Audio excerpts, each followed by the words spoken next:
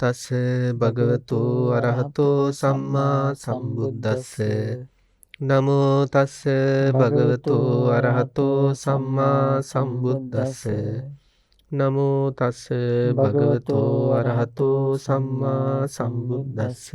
ධර්මවදාළ ගෞරවනීය ස්වාමීන් වහන්සේ ඇතුළු ලෝකවාසී අපේ පින්වන්ත ගුණවන්ත මහා සංඝරත්නයන් අවසරයි. ශ්‍රද්ධාවන්ත කාරුණික ගුණවන්ත පින්වත්නි,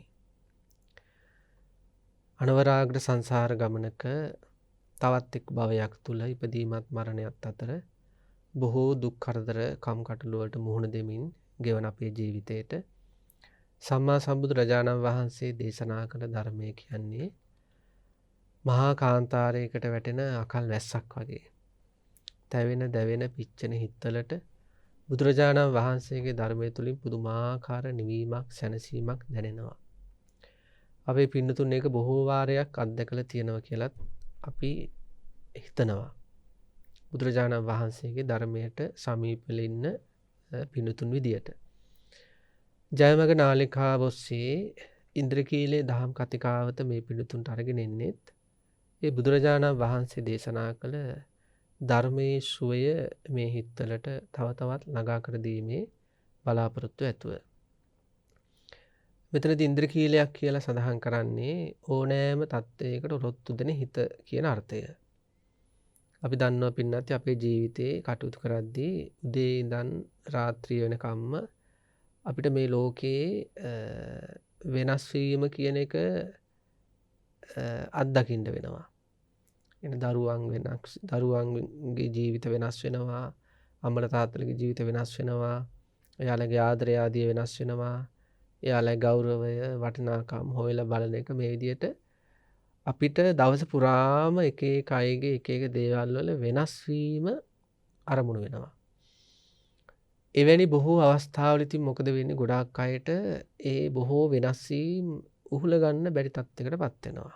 එතකොට ඉතින් අඬනව නෙවෙයි ඇඬෙනවා, සුසුම් ලන තත්ත්වයන්ටපත් වෙනවා. ඒ වගේ තාම සෝචනීය මානසික මට්ටම් වලට වැටෙනවා. ඉන්ද්‍රකීලයක් කියලා කියන්නේ, ඉන්ද්‍රකීලයක් වගේ හිතක් හදා ගන්නවා කියලා කියන්නේ ඕනම තත්යකට ඔරොත්තු දෙන මට්ටමකට හිතපත් කර ගැනීම.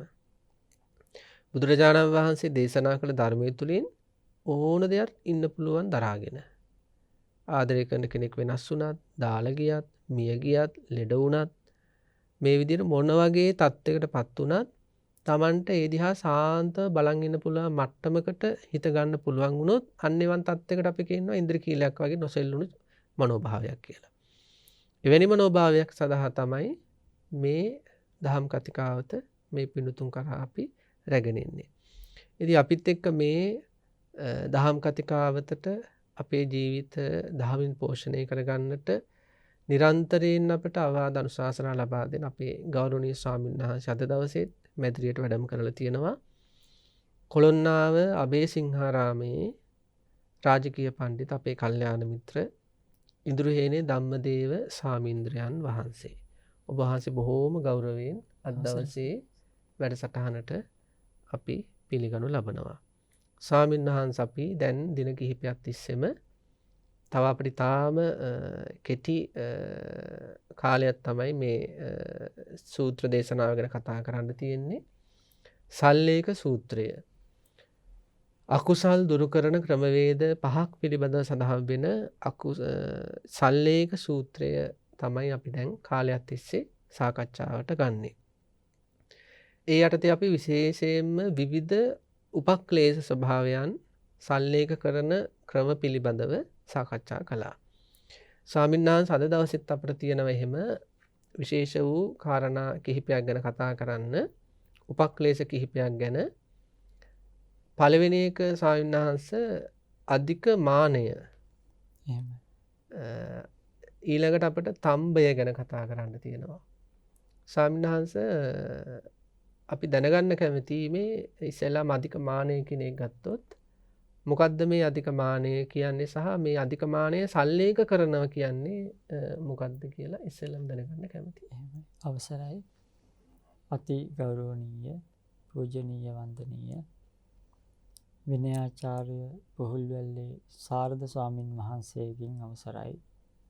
ශ්‍රද්ධාවන්ත ගුණගරුක පින්වතුනි, අපේ ස්වාමින් වහන්සේ සිහිපත් කළ පරිදිම අධික මානය කියන්නේ මොකක්ද?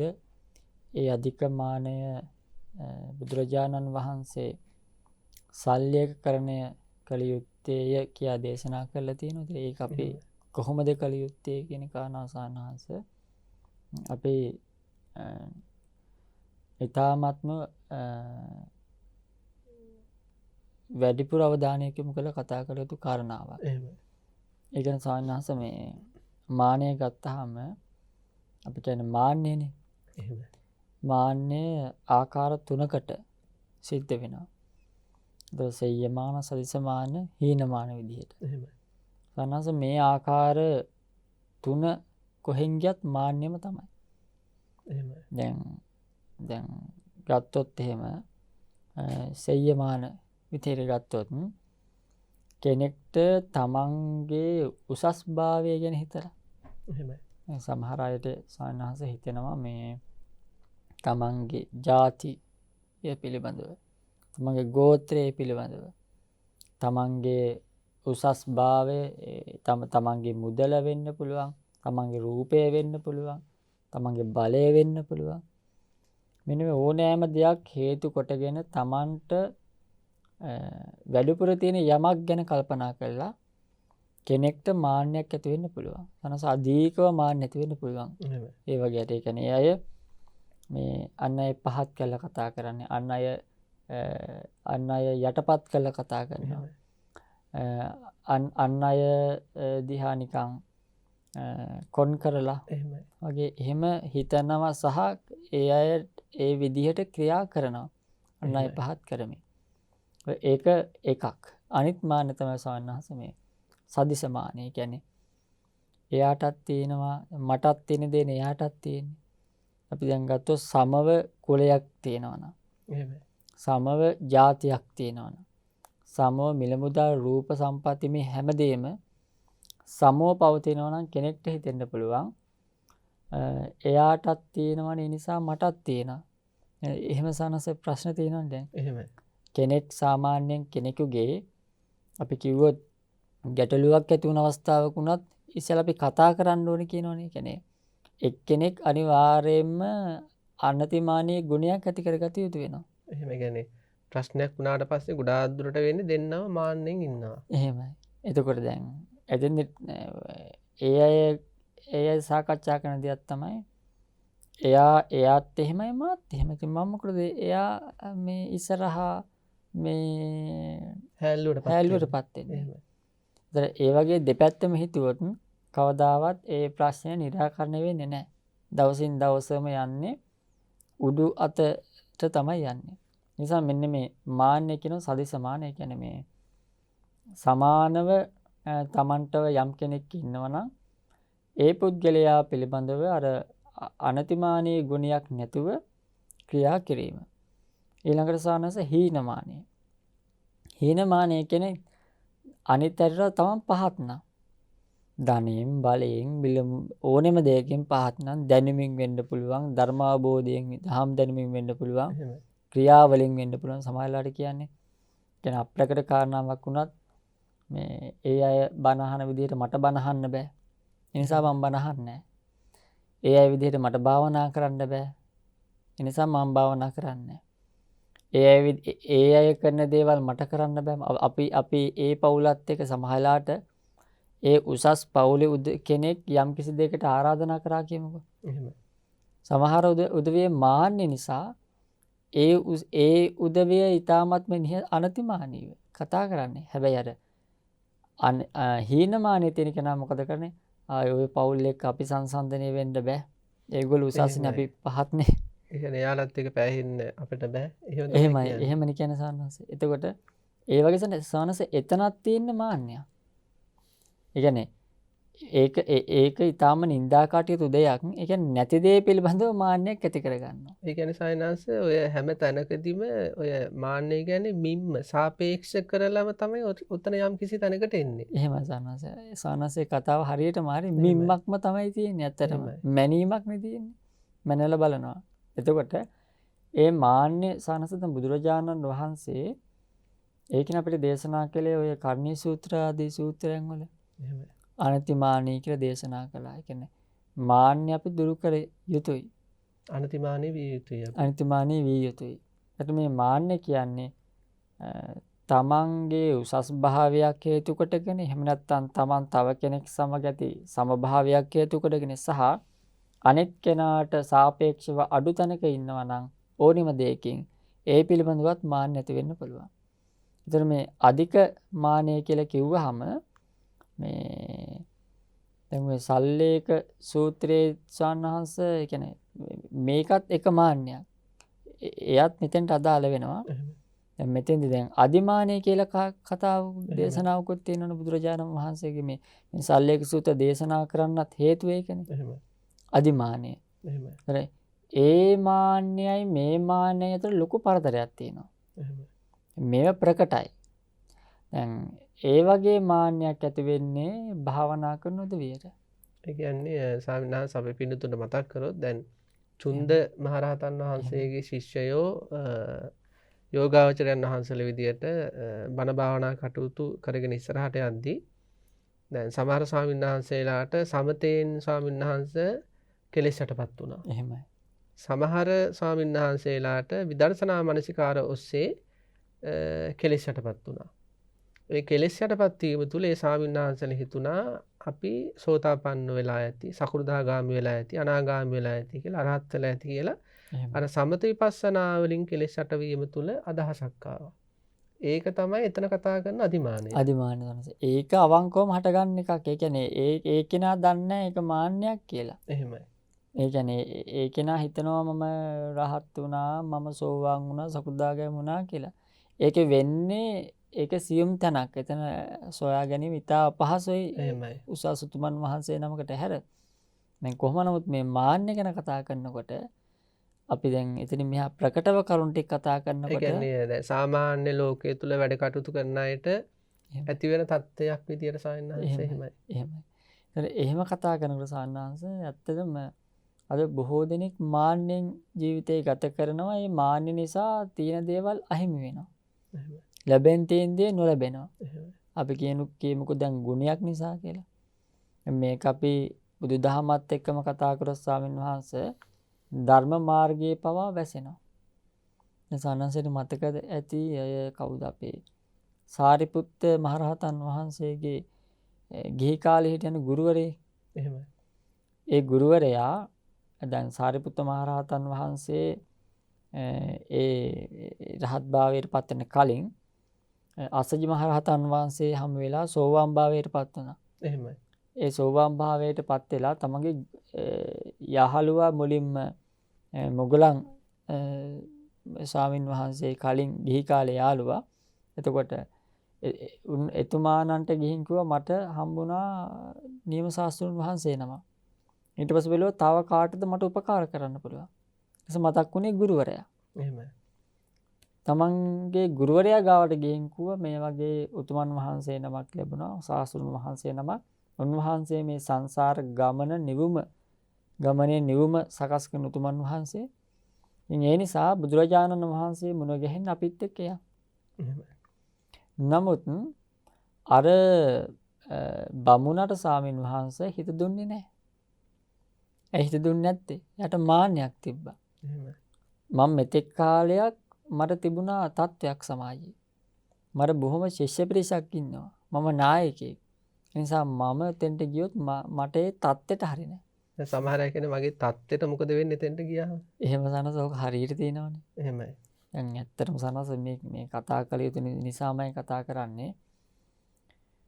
බුදුරජාණන් වහන්සේ දේශනා කරනවා වැදගත්ම කාරණාවක් ස්වාමීන් වහන්සේ නජජ්ජා වසලෝ හෝති නජජ්ජා හෝති බ්‍රාහ්මනෝ කියලා.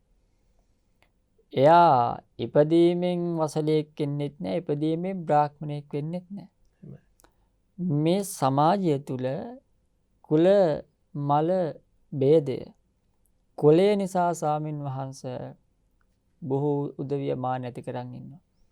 අනිත් අය පෙළෙනවා, අනිත් අයට හිංසා පීඩා කරනවා, අනිත් අයගේ ගුණයක් තිබ්බත් ඒක පහත් කරලා සලකනවා. එහෙම ඒ කියන්නේ දැන් ඔය දැන් මේ අපේ පින්නතුන්ට දැන් මේව කියද්දි මතක් වෙයි. කියන්නේ අපිට ස්වාමින්වහන්සේ මාන්නක්කාර කෙනා අඳුර ගන්න පුළුවන් නේ. එහෙමයි. ඒ කියන්නේ අපි පින්නතුන්ටත් ඒ හැකියාව එහෙම තියෙනවා. ඒ කියන්නේ එයා කතා කරන්නේ අමුතු විදියට. එහෙමයි.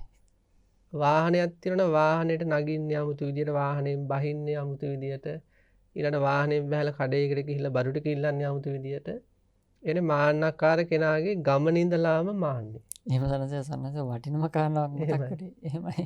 ඒ විදියට මේ මාන්නය කෙනෙක් ඒ කියන්නේ සයන්නාස දැන් අපි හිතමු දැන් අපේ හිතේ හටගන්න ඕනෑම නාම ධර්මයක නැත්තම් මනෝභාවයක ස්වභාවය මූණෙන් ප්‍රකට වෙනවනේ.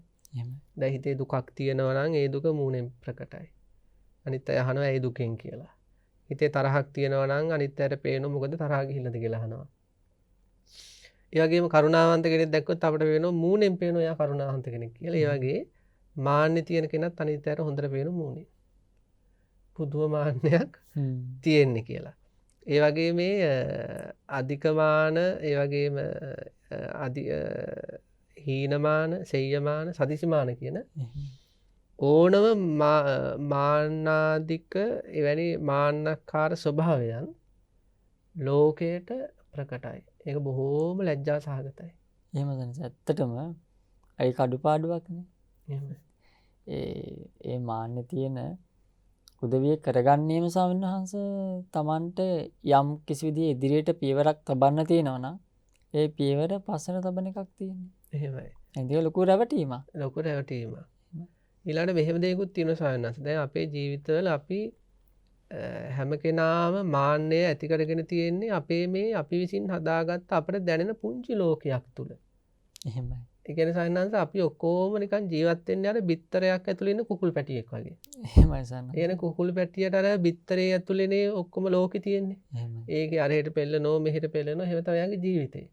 අනිත් වගේ මේ ලෝකයේ තුල ජීවත් වෙන අයත් අර තමන් ජීවත් වෙන පුංචි ලෝකයේ තුල ඒ ලෝකයේ 3-4 දෙනෙක් 10-15 දෙනෙක් එහෙම සීමිත පිරිසක් ඉන්නේ. අන්නේ පුංචි ලෝකය තුල අර මේක පොඩ්ඩක් බාහිර ලෝකෙට දාලා බලන්න නැතුව ඒ පුංචි ලෝකය තුල ඒ පෙරලි ඒක ඇතුලේ තියෙන දේවල් එක්ක සංසන්දනය කර තමයි මේ මානකාර විදිහට ජීවත් වෙන්නේ. එහෙමයි. අර තමන්ට නිකන් අර ගෝචර තැන එහෙමයි. ඉඳන් විතරයි. ගෝචර ටික විතරයි. දැන් අපේ ගුරු සායනාංශ දවසක් ලස්සන උපමාවක් කිව්වා සායනාංශ. දැන් කවුරු හරි තමන්ට තියෙන නිවස නිසා ලොකු මාන්නකින් ඉන්නවා. එහෙමයි. හැබැයි එයා කිලෝමීටර 1000ක් විතර උඩහට ගිහිල්ලා ඒ ගේ දිහා බැලුවා. එහෙමයි. ඒක ගිනි පෙට්ටියක් වගේ. එහෙමයි. ඒ වගේ මේ තමන් ඉඩම ඊට වඩා චුට්ටයි ලොකු. ලෝකයට සාපේක්ෂව ගත්තාම සාපේක්ෂව ගත්තට පස්සේ. දැන් රූපය නිසා අපි හිතමු යම් කිසි කෙනෙක් දැන් ජනපද කල්යාණි ගමු සායනාංශ. එහෙමයි. දැන් ජනපද කල්යාණි රූපේ නිසා අපි හිතුව මාන්නෙන් හිටියා කියලා. හැබැයි එදා නන්ද කුමාරයා ජනපද කල්යාණි සුරංගනාව ඉස්සරහා පෙනුනේ පිච්චිලා ගියපු වැඳිරියක් වගේ. ඒ කියන්නේ අපිට එහෙම මාන්නයක් ඇති කරගන්න බෑ ලෝකෙට සාපේක්ෂව ඇත්තටම දාලා බැලුවොත් මේ ලැජ්ජ හිතෙනවා. කියන්නේ අපි තුල තියෙන අපි කෙනෙකුගේ දක්ෂතාවයක් නිසා හරි රූපය නිසා හරි ධනය නිසා හරි රැකියාව නිසා හරි මොනවා හරි දෙයක් නිසා මාන්නයක් ඇති වෙලා තියෙනවා පොඩ්ඩක් ලෝකෙට දාලා බලන්න ඕක. එහෙම සනස ඇත්තන ඔය ඒ සන්නසේ මේ දේශනා කරනකොට මට පුංචි යෝජනාවක් කරන්න හිතුණා. දැන් කෙනෙක් මේ කියමුකෝ මාන්නෙන් එයාගේ ජීවිතේ ගත වෙනවා කියලා සන්නසිකව වගේ. ඒ කියන්නේ එයාගේ ගමන බිමන කෑමේ පටන් ඇඳුම පැළඳුම ඇඳීමේ පටන් එයාගේ චරිතය අමූතම චරිතයක් නේ. එහෙමයි. එතකොට ඒ කරන සෑම අවස්ථාවකම පුළුවන් නම් නිකන් අර වීඩියෝ ගත කරලා එහෙමයි. තමන්ට රාත්‍රියේ ගිහින් බලන්න පුළුවන් නම් මං අසවලා ඉදිරියේ හැසිරෙච්ච විදිය. එහෙමයි. මං කෑම කාපු විදිය, මම කෑම කාපු තැන, ඇවිදපු විදිහ සහ මගේ සාමාන්‍ය ඇවිදීමේ රටාව එනක සංසන්දනාත්මකව බලන්න පුළුවන් නම් අනිත් අර කතා කරපු විදිහ. එතකොට තමන්ට බලන්න පුළුවන් නම් ලොකු ලැජ්ජාවක් ඇති වෙනවා සන්නස. ඒවයි සායනාංශ දැන් අපේ ගුරු සායනාංශය කියන්නේ දැන් කෙනෙක්ගේ වැඩක් ගනිද්දි පවා. එහෙමයි. කෙනෙක්ගේ වැඩක් ගනිද්දි පවා ලොකු ස්වාමීන් වහන්සේ ගුරු ස්වාමීන් වහන්සේ අපිට කියලා තියෙන්නේ දැන් පිටු ස්වාමීන් වහන්සේ 4 දින වතුර කෝප්පයක් ගෙන්න ගන්න ඕනේ කියලා. ඔය වතුර කෝප්පෙ මෙහාට ගේන්න කියලා එහෙම නෙවෙයි. එහෙමයි. ගුරු ස්වාමීන් වහන්සේ කියන අනේ පොඩ්ඩක් ඕක ගෙනත් දෙනවද මෙතෙන්ට. එහෙමයි. ඒ කියන්නේ මාන්නක්කාර කෙනා හැමතිස්සෙම විධාන අන කිරීම. ඒ වගේ අර යෝජනා එහෙම නැත්නම් අර සෞම්‍ය වචන භාවිතාවක් මාන්නක්කාරයගේ නැහැ. එහෙම සනස ඇත්තටම මෙහෙම දැන් ඔය ඒ වගේ අපි කියමු අනතිමානී උතුමන් වහන්සේ නමක් විසින් කරන දෙයක් කියලා. දැන් අනතිමානී උතුමන් වහන්සේලා ඉතාමත්ම නිහතමානීව. ඒ කියන්නේ Tamanට වඩා ගුණයෙන් අඩු උදවියත් සමග උඩ ගුණයෙන් නුවණින් හැම සීලයෙන් අඩු කෙනෙක් පිළිබඳව උනත් ඊටමද සුහදශීලීව කටයුතු කරනවානේ. අනස ඒ වගේ අවස්ථාවන් වල අර මහන්නේ දෙන උදවිය හිතෙනවා දැන් ඉතින් මගේ ප්‍රමාණයට වගේ ඇවිල්ලා එහෙමයි. මාත් එහෙම හිතන්න ඕනේ එහෙම හිතනවා. ඒ කියන්නේ අර ඒ අදාළ පුද්ගලයාගේ නිහතමානීකම මෙයා වැරදි අවබෝධයකින් දකින්නේ. එහෙමයි. එතන ඒ උතුමන් වහන්සේගේ ගුණය නිසා මේ පුද්ගලයා අගුණයක් ඇති කර ගන්නවා. කියන්නේ අපි දැන් ඒ උතුමන් වහන්සේලා තියෙන මෛත්‍රී කරුණාව නිසා අර ඇසුරු කරන්නේ. එහෙමයි. නමුත් එයා ඒක පිළිබඳව එයා මාන්නයක් ඇති කරගෙන ඒ කියන්නේ මම ඇසුරු කරන්නේ මගේ මොකක් හරි මෙහෙම දෙයක් කියන්නේ අනිත් ඒකෙන් යුගග්‍රහයට යොමු වෙනවා සමහරවිට. එතකොට මා එහෙනම් මාත් එක්ක ඇසුරු කරන්නේ මාව නැතුව බැරුව වෙන්න පුළුවන්. ඒ වගේ අදහස් එන්න පුළුවන්. මම කියන්නේ එහෙම හැමෝටම එනව නෙමෙයි. ඒ වගේ උතුමන් වහන්සේ ඒ වගේ අර අනතිමානී උතුමන් වහන්සේලාගේ ඒ ගුණය නිසා එහෙමයි. අපිට අර විදිහට තත්ත්වයක් ඇති වෙන්න පුළුවන්. ඒවට රැවටෙන්න හොඳ නෑ ඇත්තටම. ඒ තුලින් Taman තේරුම් ගන්න ඕනේ එහෙනම් මා තුළ මේ මාන්නයක්ම තමයි ඇති වෙලා තියෙන්නේ. එහෙමයි. ඒ විදිහට මේ පින්වත්නි අපි මාන්නය පිළිබඳව ඉස්සෙල්ලා සායනාස ඉස්සෙල්ලා ලොකු අවබෝධයක් ඇති කරගන්න ඕනේ. මාන්නය කියන්නේ මොකක්ද? මේක හිතේ හටගන්නේ කොහොමද? මේක වචන වලින් පිට වෙන්නේ කොහොමද? ක්‍රියාකාරකම් කොහොමද? මාන්නය තියෙන ස්වභාවය තුල ඉතින් මෙන්න මේ විදිහට මාන්නය ගැන ලොකු අවබෝධයක් ඇති කරගෙන මේ ගැන අපිට කලකිරෙන්න ඕන ස්වාමීන් වහන්සේ. ලොකු කලකිරීමක් ඇති වෙන්න ඕනේ. කලකිරීමක් ඇති කරගෙන අපි මොකද හිතන්නේ? අන් අය මේ ලෝකේ කොච්චර මාන්නයෙන් හිටියත් ඇත්තට තමන්ගේ ජීවිතේ සමීප කෙනෙක් වෙන්න උනත් පුළුවන්. මෙයා මෙච්චර මාන්නේ මට පෙන්නුවත්. මෙයා කොච්චර මාන්නක්කාරව ජීවත් වුණත් අනේ මන්නම් මේ මාන්නය දුරු කළයි ජීවත් වෙන්නේ කියලා අපි සල්ලේක කරන්න ඕනේ. ඉස්සෙල්ලාම ස්වාමීන් වහන්සේ අදිෂ්ඨාන ඇති කර ගන්න ඕනේ නේද? ඒ අදිෂ්ඨාන ඇති කර ගන්න ඕනේ හැමතිස්සෙම අනිත් අය දැන් ඕක වෙන්නේ ස්වාමීන් වහන්සේ අපි තාම නිහතමානී ඉන්නවා කියමු. එහෙමයි. කෙනෙක් ඇවිල්ලා මාන්නක්කාර විදිහට කතා කරනවා. ඔන්න පටන් ගන්නවා අපේ මාන්නේ. ඒකට හිතනවා අපි මේ නොපෙන්නන හින්දා තමයි අපිට මේ විදිහට ඔළුව අත හොදන්න ඉන්නේ කියලා. ඔය කතාත් කියනවනේ. කියන අනිත් අපි තාම හොඳට ජීවත් වෙනවා. හැබැයි අනිත් අය මාන්නක්කාර කතා කියාගෙන આવොත් අපිත් මාන්නක්කාරවම කියන පටන් ගන්නවා. එහෙමයි. ඒ දැන් කෙනෙක් ඇවිල්ලා එයාගේ දරුවගේ ලොකුකම් ටිකක් කියාගෙන ගියොත් අපිත් අපේ දරුවගේ නැති ටිකක් හරි කියාගෙන යනවා ලොකුකම් ටිකක්. එහෙමයි. එතකොට අන්න ඒ වගේ අවස්ථාවල අපි තේරුම් ගන්න ඕන සිහියෙන් ඉන්න ඕනේ. ඒ තමන් එදිනෙදා ජීවිතේ රැකියාව කරන තැන හරි, ගෙදර දොරේදී හරි, ඥාති හමුවේ හරි අනිත් අය මාන්නක්කාර විදියට කතා කරද්දී තමන් ඇතුලෙන් හිතන්න ඕනේ මම බුදුන් වහන්සේ සරණ ගිය කෙනෙක්. මම මේ කෙලෙස් දුරු කිරීමේ ප්‍රතිපත්තිය තුල ඉන්න කෙනෙක්. මම හොඳ කෙනෙක් වෙන්න උත්සාහ කරන කෙනෙක් කියලා අදහස ඇති කරගෙන මෙයා මෙහෙම මාන්නක්කාර කතා කරනකොට මන් නම් මාන්නෙන් කතා කරන්නේ නැහැ කියලා ඒ වෙලාවට සිහි උපදින්න ඕන නේ සයින්ස්. එහෙමයි. ඒක පස්සේ නෙවෙයි ඒ වෙලේ සිහි උපදින්න ඕන මෙයා මේ මාන්නෙන් දැන් මට කියනවා මේකට මම මාන්නෙන් පිළිතුරු දෙන්නේ නැහැ කියලා තමන් සල්ලේක කරන්න ඕනේ. ඇත්තටම අනුකම්පාවක් උපදවා ගන්න පුළුවන් හොඳම අවස්ථාවක්. එහෙම අනිත් අයගේ මාන්නය කියන්නේ. ඒ විදිහට පළවෙනි එකේදී සල්ලේක පරියායේදී මාන්නය කියන්නේ මොකක්ද කියලා හොඳට දැනගෙන මාන්නය ක්‍රියාත්මක වෙන්න හදන හැම වෙලේම නැවත මාන්නය පාලනය කරනවා. ඊළඟට සඳහන් කරනවා චිත්තුප්පාද පරියායේදී මෙන්න මේ මාන්නය දුරු කිරීමේ ප්‍රතිපත්තිය තුල ඉන්න කෙනා කාලයක් යනකොට එවැනි මාන්නක්කාර සිතුවිලි එන්නේ නැති මට්ටමකටපත් වෙනවා. ඒක චිත්තුප්පාද පරියාය. ඊළඟට සායනාංශ තියෙන උපරිභාව පරියාය. එහෙමයි. උපරිභාව පරියාය කියලා කියන්නේ මේ මාන්නයට ප්‍රතිවිරුද්ධ කුසල ධර්මය වර්ධනය කිරීම. ඒක නම් ගොඩක් වැදගත්. ඒ කියන්නේ නිහතමානී බව. එහෙම සනස ඇත්තටම මේ අනතිමානී භාවය මේ විශේෂයෙන්ම බුදුරජාණන් වහන්සේගේ චරිතය තුළින් අපට මනාව ඉස්මතු වෙනවා. එහෙමයි. සනස ඇත්තටම අපි මේ ධර්ම මාර්ගයේ පුරුදු කරන උදවිය විදිහට බුදුරජාණන් වහන්සේ තුළ තිබුණ ඒ අනතිමානී ගුණය සාරිපුත්ත මහරහතන් වහන්සේ මුගලන් මහරහතන් වහන්සේ ඇත්තටම දැන් මුගලන් මහරහතන් වහන්සේට ස්වාමින් වහන්සේ ෂනේ අපි ඇසපිල්ලමක් ගහන මොහොතක් තුළ ලෝකේ වටේම ඉර්ධි බලයෙන් වැඩලා එන්න පුළුවන්. එහෙමයි. يعني ඒවා ප්‍රායෝගිකව පොඩ්ඩක් පින්නත් හිතන්න ඇහි පිල්ලමක් ගහන වේගයක් තුල කාලයක් තුල. එතකොට එහෙම ලෝකේ වටේ එක ෂණයෙන් ගිහින් වැඩ එකම කරලා එන්න පුළුවන්. දැන් අපි මේ මොකටද මාන්න ඇති කරගෙන ඉන්නේ? එක්කෝ තමන්ගේ රත වාහනේ නිසා වෙන්න පුළුවන්. එහෙම තර ස්වාමීන් වහන්සේ දේශනා කළා වගේ පුංචිම පුංචි ඉඩමකට කඩමකට වෙන්න පුළුවන්. එහෙම නැත්තම් බැංකු ගිණුමකට වෙන්න පුළුවන්.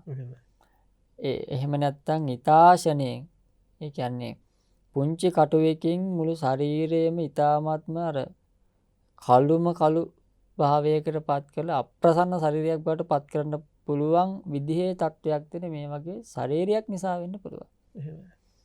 එතකොට ඒක ඇත්තටම වැඩක් නෑ නේද සානස? ඒක පුස් දෙයක් නේ. එතකොට අර අපි කරන්නට ඕනේ ශරීරයේ ඇත්ත පිළිබඳව ආදීන දැන් කෙනෙක්ට ශරීරයේ පිළිබඳව මාන්නයක් ඇති වෙනවා නම් ස්වාමීන් වහන්සේ ඒක ඇත්තටම සානස ගොඩක් මේ ලෝකේ තියෙන එකක්. එහෙමයි සානස. රූපය පිළිබඳ මාන්නය තියෙනවා. එහෙමයි. එතකොට මේ ඒ ශරීරයේ ඇති ඇත්ත ස්වરૂපය ඉතින් මෙනෙහි කරලා ස්වාමීන් වහන්සේ ඕක දැන් අවුරුදු උපරිමේ 50ක් යනකම් තියෙ එච්චරත් නැහැ. එහෙමයි. රැලි වැටෙන ටික පටන් ගන්න 45න් 50න් පටන් ගන්නවා. සමහර අය කොණ්ඩි දෙන්න පටන් ගන්නවා 30 35 ඉඳලා. 35 ඉඳලා ඊටත් අඩු මිසානන්සයි පීනසේ වගේ තත්ත්වයන් ඇති වුනහම ඇති වෙනවා. ඒකට ඒ වගේ මේ රූපය මේ කාලයක් තිස්සේ යනකොට සානන්ස ඉක්මනින්ම විරූපී තත්යකටපත් වෙනවා. ඉතින් මම ඕක නිසා මාන්නයක් ඇති කරන් ඉන්න නම් හරි අපරාධයක්. ඊළඟට සානන්ස දැන් මේ ශරීරය කිව්වට පස්සේ දැන් මේක හැදලා තියෙන දේවල් ටික එකතු කරලා බැලුවොත්. එහෙමයි. දැන් සතිපට්ඨාන දේශනාවේ තියෙන අත්ති මස්මින් කායේ මේ කයෙහි තියෙන්නේ මොනවද? කේසා ලෝමා නඛා දන්තා තචෝ කියලා. අතර සායනාංශ මේ ශරීරය කියලා කියන්නේ මේ අර සාරිපුත්තයන් වහන්සේ දේශනා කරන්නේ උන්වහන්සේගේ ශරීරය දැනෙන්නේ හරියට දැන් තමන්ගේ බෙල්ලේ නරක් කුණු සර්ප කුණක් එල්ලුවම සායනාංශයෙන් නරක් කුණ සර්ප කුණ එල්ලපු කෙනාට ඒ නරක් කුණ සර්ප කුණ දැනෙනවා වගේ සාරිපුත්තයන් වහන්සේට උන්වහන්සේගේ ශරීරය දැනෙන්නේ. එතකොට අපේ ශරීරය කියලා කියන්නේ ඒ වගේ නරක් කුණ සර්ප කුණවල් වගේ පිළිකුල් සහගත දුක දහමන මැස්සෝ වහන ඒ වගේ මදුරුව වහන දහඩිය ගලන උරුණු තෙල් ගලන හමකින් වැහිලා තියෙන ලේ වලින් පෙඟුණු මස් සහිත ඊළඟට හිස් කබල අත්තට පායට සහිත මේ වගේ ඇට කෑලි විශාල ප්‍රමාණයක් එකතු වෙලා හැදිච්ච එකක් මේක. ඒක උස්සගෙන අපි යනවා නම් ආඩම්බරේ. කොච්චර නින්දාවක්ද නිසා. කොච්චර ලැජ්ජාවක්ද නින්දාවක්ද. එහෙමයි. අපේ සාරිපුත්තයන් වහන්සේ හරියම ලැජ්ජාවෙන්ලුවේ ශරීරය අරගෙන යන්නේ පිරිසක් මැදින්. එහෙමයි. ඒ කියන්නේ ඇත්තට ඉතින් දැන් අපි හිතුව සායනාංශ මේ කුණු ගොඩක් උස්සගෙන අපිට යන්න උන නගරයක් මැදින් ලැජ්ජයිනේ. එහෙමයි. අන්න ඒ වගේ අපිට දැනුනොත් මේ ශරීරේ අපිට මේ ශරීරය ගැන තියෙන අර රූපමාන ආදිය ස්වාමීන් වහන්සේ දුරු වෙලා යනවා. එහෙමයි. ඊළඟට මේ ඔබ වහන්සේ සඳහන් කළ විදිහට මේ ජරාවට පත් වෙන එක මේක ඊළඟට මරණින් මතු මේකට වෙන දේ ස්වාමීන් වහන්සේ. එහෙමයි. ඉදිමිලා නිල් වෙලා පුපුරලා ඕජස් ගලලා පණුවොත් ගහලා හන්දිය වෙලා මස් දිය වෙලා කටු දිය වෙලා මේක හරීම විකෘති තත්යකට පත්වන ස්වභාවයේ එකක් තියාගෙන තමයි අපි මේ අහංකාරකමට මාන්නක්කාරකමට ජීවත් වෙන්නේ මේ අන් අය හෙලා දකිමින්. ඉතින් හැබැයි ඔය මානසිකාර පවත්වනකොට ජීවිතේට නිහතමානීකම වෙන්න පටන් ගන්නවා. එහෙමයි සන්නස. ඊළඟට ඔබ සඳහන් කළා වගේ බාහිර වස්තු රැකී රක්ෂා ගෙවල් දොරවල් මේ සාරිපුත්ත මහා මොග්ගල්ලාන වැනි මහා උතුමන් වහන්සේලාගේ ජීවිතවල තිබ්බ අපිට හිතා ගන්න බැරි ඥානපතයන් එහෙමයි. ඉර්ධි බලයන් ඒ උතුමන් වහන්සේලාගේ ජීවිතවල තිබ්බ මහේසාක්‍ය දේවල් එක්ක සාපේක්ෂව බැලුවට පස්සේ මහා දල ඇත්තු ඉස්සරහා අපි නිකන් පුංචි කූඹියෝ වගේ. එහෙම ඇත්තටම දැන් ඔය උගත්කම් නිසා බොහෝ දෙනෙක්ට මාන්න ඇති වෙන දැන්. හරියට ඇති වෙනවා සයන්නාසේක. එතකොට ඒ වගේ උතුමන් ආනන්ද මහරහතන් වහන්සේ, ඒ කියන්නේ සංසාර ලෝකයේ පළවෙනිම මහාචාර්යවරයා ආනන්ද මහරහතන් වහන්සේ. එහෙමයි. මේක අප්‍රකට කාරණාවක්. මහාචාර්ය පදවිය ලැබුවේ ආනන්ද මහරහතන් වහන්සේ. එහෙමයි. එතකොට ඒ වගේ උතුමන් වහන්සේ නමකට ඒ වගේ තනතුරක් ලැබුණේ ස්වාමීන් වහන්සේ උන්වහන්සේගේ තිබුණ ඒ දැනුම අවබෝධය කොතරම්ද? ඒතර ඒ වගේ උතුමන් වහන්සේලාගේ දක්ෂතාවය කොතරම්ද? ඒ වගේ අර උගත්කම් පිළිබඳවත් බොහෝ දෙයට මාන්නය ඇති වෙනවා. දැන් සාරිපුත්ත මහා මොග්ගල්ලාන උතුමන් වහන්සේලා ගැන සඳහන් වෙන්නේ ගෘහස්ත ජීවිතයේදී ඒ බ්‍රාහ්මණ සමාජය තුල තිබ්බ ත්‍රිවේදය සහ අනිකුත් බොහෝ ශිල්ප හදාරලා ඇවිල්ලා තියෙනවා. එහෙමයි. මේ බොහෝ ශිල්ප ත්‍රිවේදය ඇතුළුව හදාරලා ඇවිල්ලා මේ ලෝකය පිළිබඳව තුන් ලෝකයේ පිළිබඳවත් දැනගත්තා. එහෙමයි. ඒ ජීවත් වුණේ පොඩි දරුවෝ වගේ. සයන්නාංශය අධිකරණ විනිශ්චයේ සඳහන් කරනවා පරිවාර පාළියේ අධිකරණ විනිශ්චයට යන ස්වාමීන් වහන්සේ නමක් යන්න ඕන විදිය. එහෙමයි. එතන සඳහන් කරනවා හරි ලස්සනට වැඩිහිටි භික්ෂුන් වහන්සේලා ඇඟේ හැප්පෙන්නේ නැතුව. ඊළඟට නවක භික්ෂුන් වහන්සේලා අසුන් වලින් එලවන්න නැතුව. පය පිස්නා බිස්නක්සේ මේ අධිකරණ විනිශ්චයට යන හාමුදුරුවෝ. කොතරම් නිහතමානීත්වයක්ද දන්නවද? එහෙමයි සානද පය පිස්නා බිස්නක්සේ අධිකරණයට එළඹිය යුතුයි කියලා. එතන මේ ශාසනයේ හදවත වගේ තමයි නිහතමානීකම. නිහතමානීකම ඇත්තටම ඒ බව අපිට තව මනා ප්‍රකට වෙනවා. දැන් මොනතරම් වැඩිහිටි ස්වාමින් වහන්සේ නමක් වුණත් අපි කිමුකෝ අවුරුදු 60 70ක් ගිහිල්ලා මහාන වෙනවා. එහෙමයි. නමුත් ඊට එපිටින් දවසේ මහාන උපසම්පදා වුණ තරුණ අවුරුදු 20 වයස් පිරුණු ස්වාමීන් වහන්සේ නමක් ඉන්නවා. එහෙමයි. අර පැවිදි වුණේ වයසෙන් වයෝවෘද්ධ. ඒ භික්ෂුන් වහන්සේ වඳින්න ඕනේ අර ස්වාමීන් වහන්සේ. පසඟ පිටුවල. පසඟ පිටුව. එතරම් ස්වාමීන් වහන්සේ දැන් එතකොට එතන තමන්ගේ වයෝවෘද්ධ භාවයත් එක්ක මාන්න ඇති වෙන්න පුළුවන්. වැඩිහිටි භාවයත් එක්ක. සමාජ අත්දැකීම් එක්ක, සමාජ තත්ත්වයන් එක්ක තමන්ට මාන්නේ භාවයක් ඇති වෙන්න පුළුවන්. ඒ සේරම පැත්තකට දාලා ගුණයට මූලිකත්වය දීලා පසඟ පිටවල වඳිනවා කියන තැන මෙන්න මෙතන ගැන හිතුවත් ස්වාමින් වහන්සේ බුදුරජාණන් වහන්සේ මේ ලබා දීලා තැන කොතරම් මාන්නයක් අපි තුල ඇති කරගත යුතුද? නිහතමානීකම. නිහතමානීකම මේ ශාසනය කොතරම් බුදුරජාණන් වහන්සේ ඉස්මතු කරලා තියෙනවද? එහෙමයි. ඒ විදියට මේ අපේ මේ ශාසනික ප්‍රතිපත්ති දිහා බැලුවා ස්වාමීන් වහන්සේ දැන් අපි උනත් එහෙමනේ දැන් අපේ සංඝ පරම්පරාවල දැන් සාමාන්‍ය උදාහරණයක් ගත්තොත් දැන් උදේ වන්දනා හවස වන්දනා සිද්ධ වෙනකොට පවා ස්වාමීන් වහන්සේ මේ අපි දන්නවනේ සියලුම ස්වාමීන් වහන්සේලා ඒ ක්‍රමානුකූලව තමන්ට වැඩිමල් ස්වාමීන් වහන්සේට වන්දනා කරන්න ඕන ඊට වැඩිමල් ස්වාමීන් වහන්සේට වන්දනා කරන්න ඕන. මේ විදිහට දෛනිකව වාර දෙකක් මේ වැඩිහිටි තමන්ට වඩා වැඩිහිටි කියන්නේ තමන්ට වඩා දවසකට කලින් උපසම්පදා වෙච්ච ස්වාමීන් වහන්සේට වන්දනා කරන්න ඕනේ. දවසකට මොහොතකට කලින් උපසම්පදා වෙච්ච හාමුදුරන් වහන්සේට පසඟ පිහිටුල. ඒක තමයි විශේෂ දේ. දනිස් දෙක බිම තියලා වැලමිට බිම තියලා නළල බිම තියලා වන්දනා කරන්න. තමන්ට වඩා වැඩිහිටියට. ඇත්තරේ නිහතමානීකම අපේ ගෘහස්ත ජීවිතය ගත කරන අපේ දෙමව්පියන්ට ගන්න පුළුවන් නම්. එහෙමයි. ඒ කියන්නේ සයන්නාංශ මට මතකයි අපේ ගම්වල කියන්නේ මම බොහෝ වාරයක් දැකලා තියෙනවා අපේ අම්මා තාත්තට වඳිනවා. ඒතර කොච්චර නිහතමානීකමක් ඇති වෙනවද? ඇත්තටම මේ අද සමාජයේ ඔන්නෝය විශේෂයෙන් මතක් කරන්න ඕනේ තමන්ගේ දැනුවත්කම්, තමන්ගේ දැනුගත්කම්, දැනුම මත අම්මා තාත්තටවත් නොවඳින මට්ටමකට පත් වෙලා තියෙනවා. මොකද අම්මා තාත්තා සාමාන්‍ය සානස ඉගෙනගෙන නැහැ වෙන්න පුළුවන්. හැබැයි ඒ අයට ගරුත්වයක් ලබා දෙන්නේ නැහැ. ඇතැම් වෙලාවට සානස ඒ ඉගෙන ගන්න තැන් වලින් පවා ඒ තැනට ඒ පුද්ගලයන්ව මේ හසුරුවලා තියෙනවා. යොමු කරන තත්ත්වයක් තියෙනවා සානස. එතකොට මේ අර අම්මා තාත්තා කියන්නේත් නොවැඳිය යුතු දෙපළක් කියන තැනට ගෙනහල්ලා තියෙනවා දැන් සමාජය. ඉතින් ඒ වගේ අර තමන් තේරුම් ගන්න ඕනි තමන් මෙතන ඉන්නේ ඇයි කියලා කියන ඒ වගේ අවස්ථාවන් වලදී අනිතිමානී භාවය හැම තැනම ස්වාමීන් වහන්සේ අපිව ඉස්සරහටමයි අරගෙන යන්නේ. එහෙම විශේෂයෙන්ම ඔබ වහන්සේ මතක් කරා අපි මෙතන ඉන්නේ ඇයි මෙහෙම ඉන්නේ මොනව හේතු වෙලාද කියලා ඒ ගොඩාක් වටින කාරණාවක් ස්වාමීන් වහන්සේ මේ නිහතමානීකම ඇති කරගන්න කියන්නේ මේ මාන්නයට ප්‍රතිවිරුද්ධ අනතිමානී ගුණය ඇති කරගන්න. දැන් ස්වාමීන් වහන්සේ අපි හිතමු මේ පිනතුන්වත් හිතන්න දැන් අඹ පැලයක් තියෙනවා ස්වාමීන් වහන්සේ. එහෙමයි. දැන් මේ අඹ පැලේට වතුර දානවා, පෝර දානවා, හිරුවෙලි ලබා දෙනවා, වාතාශ්‍රය ලබා දෙනවා. එතකොට මේ ගහ වැඩෙනවා. එහෙමයි. දැන් මේ ගහ වැඩිලා දවසක කොළ එනවා, ඊළඟට මල් එනවා, ගෙඩි එනවා, හොඳ ගහක් බවටපත් වෙනවා. එතකොට ස්වාමීන් වහන්සේ ඒ ගහ කියලා කියන්නේ ගොඩාක් දේවල් හේතු වෙලා හැදිච්ච එකක්. එහෙමයි. වතුර උපකාරයෙන්, පොහොර හේතු වෙලා, හිරුවෙලිය හේතු වෙලා මේක එක සැරයක් නෙවෙයි බොහෝ නැවත නැවත එක එක දේවල් හේතු වෙලා හැදිච්ච එකක්. එහෙමයි. අපිට අපිව දැනෙන්න ඕනේ එහෙම ස්වාමීන් වහන්සේ. එහෙමයි. මට මාව දැනෙන්න ඕන ගහක් වගේ.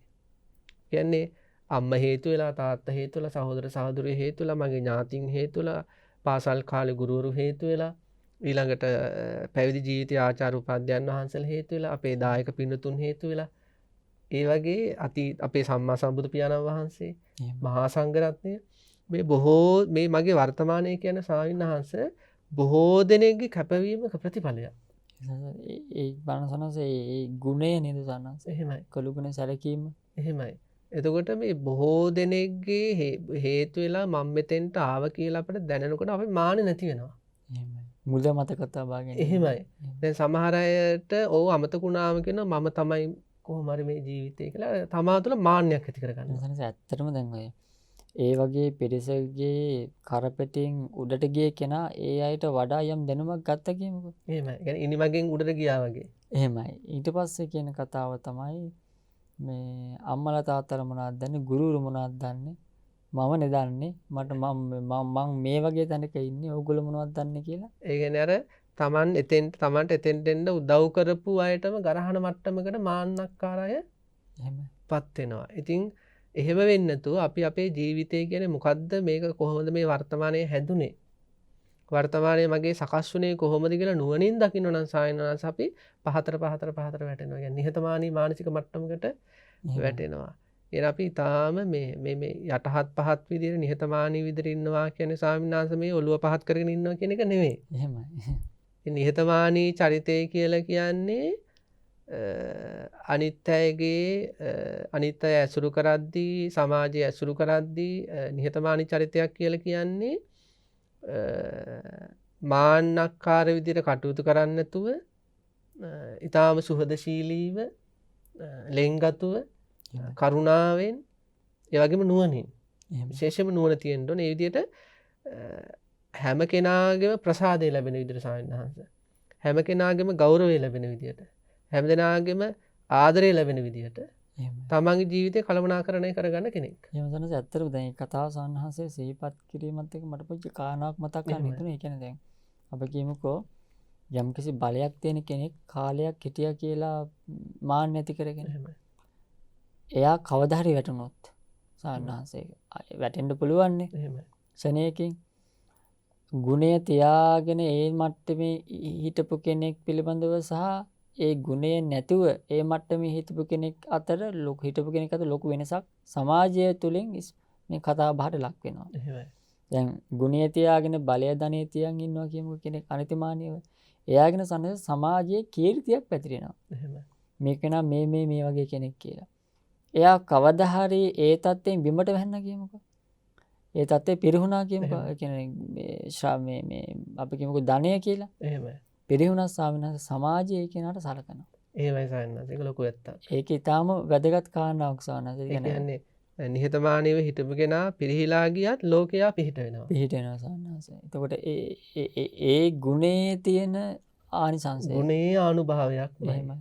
හැබැයි උඩඟුව යමෙක් වාසය කළොත් එයා වැටුණා මත දෙන්න කවුරුවත්. අර මිනිස්සු කියන්නේ අද ඔහොම හිටියට එදා ඔහොමයි කළේ කියලා ගැන තව තවත් අරන් තේට්ටම් කරන කරනවා ඔහොම වෙලා මති කියනවා ඔහම වෙලා මදි ඔහොම වෙලා මදි ඕකට තමයි දැඟලුවේ කියනවා ඒක තමයි මේක මේ සාමාන්‍ය සමාජය තුළ අපේ පිනතුන් ඕන තරම් අත්දැකලා ඇති එහෙම සන්නස ඒ විදියට මේ මාන්නය කියන අකුසලය අධිකමානය කියන මේ අකුසලය උපක්ලේශය ප්‍රහාණය කිරීමේ වැඩපිළිවෙලේදී තුන්වෙනි අවස්ථාව සඳහන් කරනවා නිහතමානීකම ගැන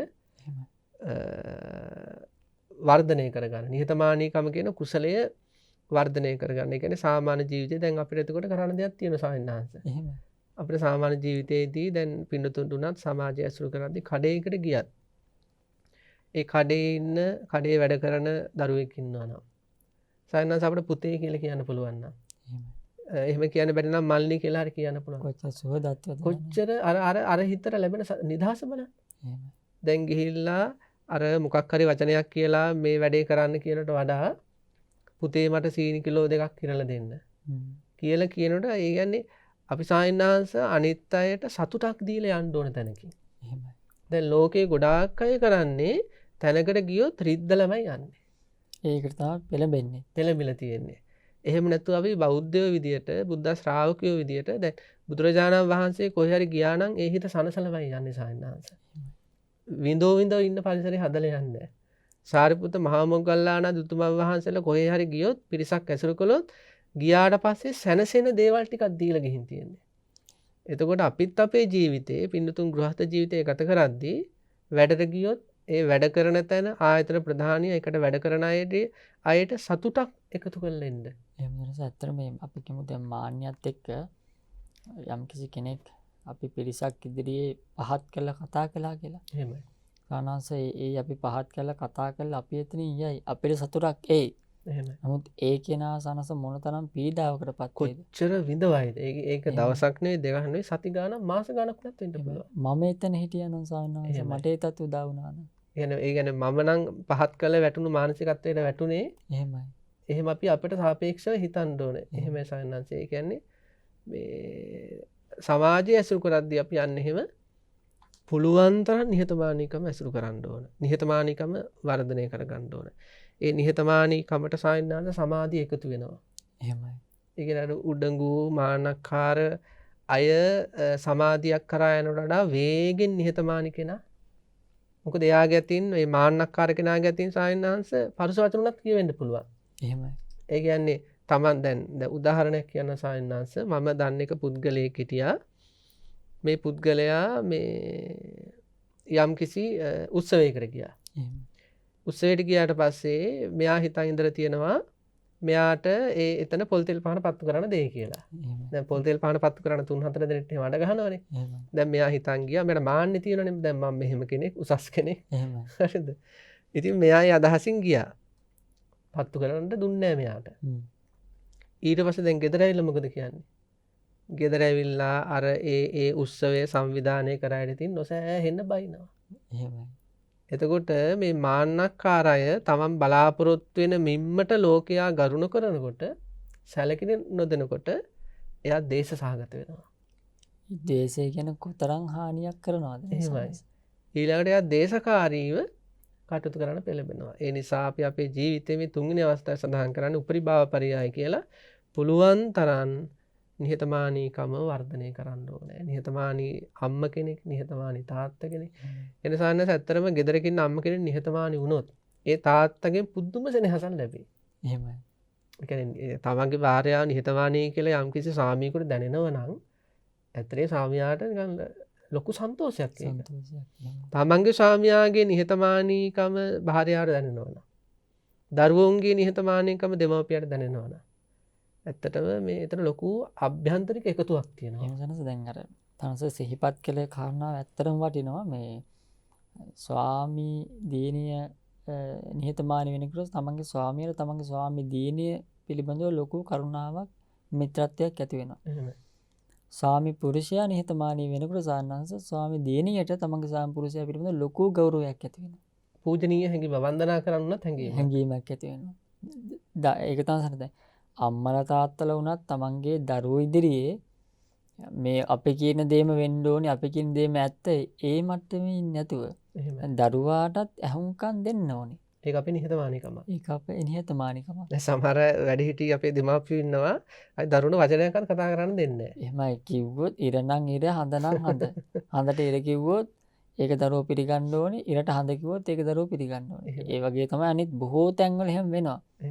සමහර අවස්ථාවල දරුවෝ ඔහොමයි. සමහර අවස්ථාවල දරුවෝ ඔහොමයි.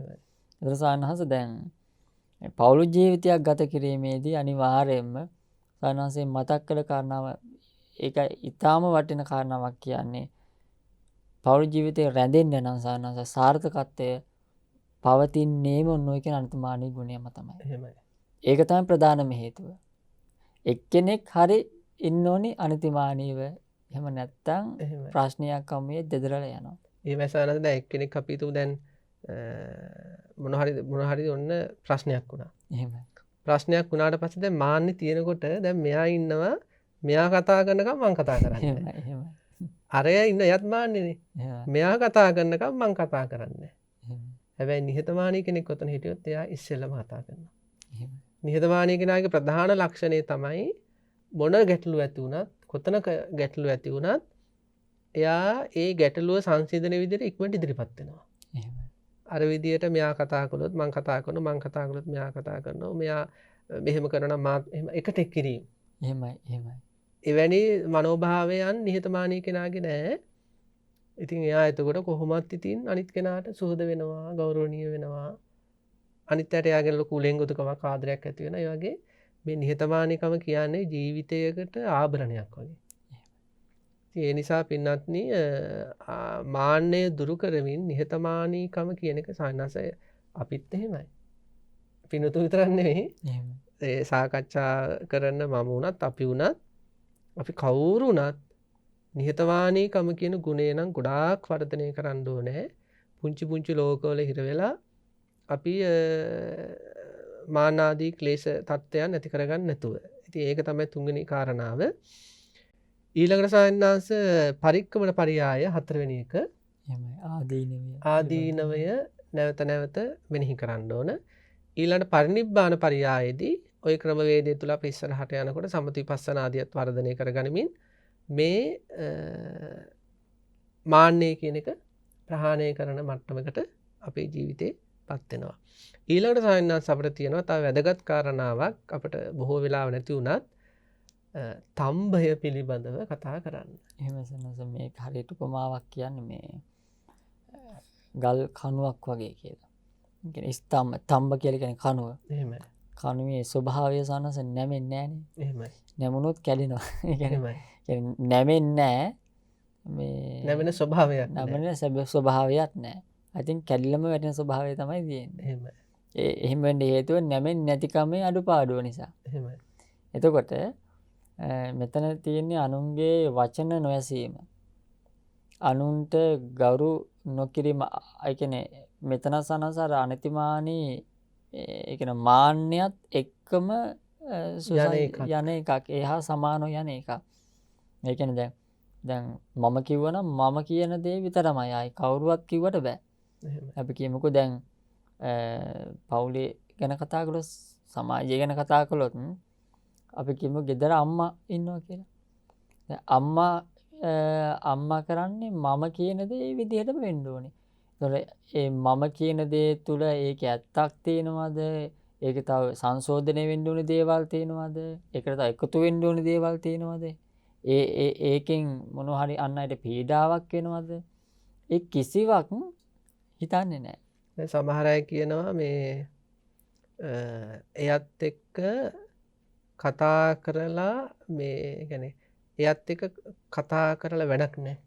එහෙම සනස. ඒ කියන්නේ ඇයි ඒ අර පුද්ගලයාත් එක්ක කතා කරලා වෙනස් කරන්න බෑ. එහෙනම් ඒක ඒ තේරුම් කරලා දෙන්න බෑ. තේරුම් කරලා දෙන්න බෑ. මොකද එයා මේක දැන් සමහර අය ඉන්න තම්බේ තියෙන අය හොඳටම දන්න මෙයා කියන්නේ ඇත්ත. හරියට සනස ඒක ඇත්තටම කියන්නේ ඔය දන්නවා මේ කියන කන ඇත්ත මේක මෙහෙමයි වෙන්නත් ඕන කියලා දන්නවා. හැබැයි ඒක ඇතුලෙන් පිළිගන්නවා.